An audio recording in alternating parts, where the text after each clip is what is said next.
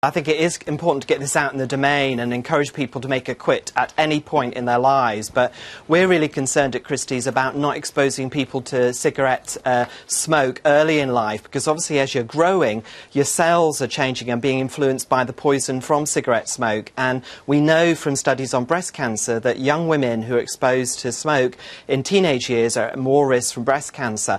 So we're seeing more and more women with lung cancer in their 50s, 60s, and it's really important to get this message home to young people to actually not start smoking in the first place. And should that be the message, rather than if you stop before you're 30, you'll be okay?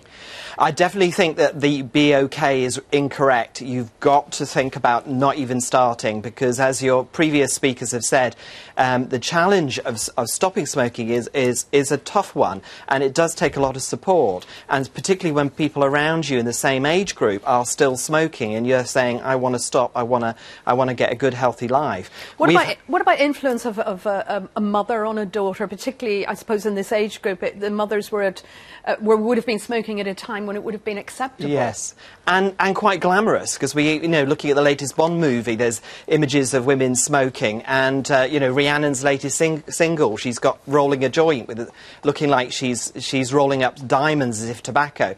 So I think we've really got to get this message across. We know in studies that if mothers smoke, it's very common for daughters to smoke. So, and with times we're much more informed now. Times have changed. We know the effect on smoking on health. We need to think about asthma, skin, lung conditions, as well as cancer. So there's a whole range of conditions that young people will be avoiding if they don't even start the habit. This survey was women, of course, but does it equally apply to men, or are women more susceptible to certain diseases? It does. We know that lung cancer is more common, that women being female increases your risk if you're a smoker for lung cancer. We know that. And so that is a really important issue, as well as, of course, fertility and, of course, childbearing. And, of course, smoking around children is hazardous to children as well. So there's some really important issues for women. We know that 50% of people who smoke are going to be at higher risk of anxiety and depression if they smoke long term as well. And those factors are really important to keep women healthy, in the long term.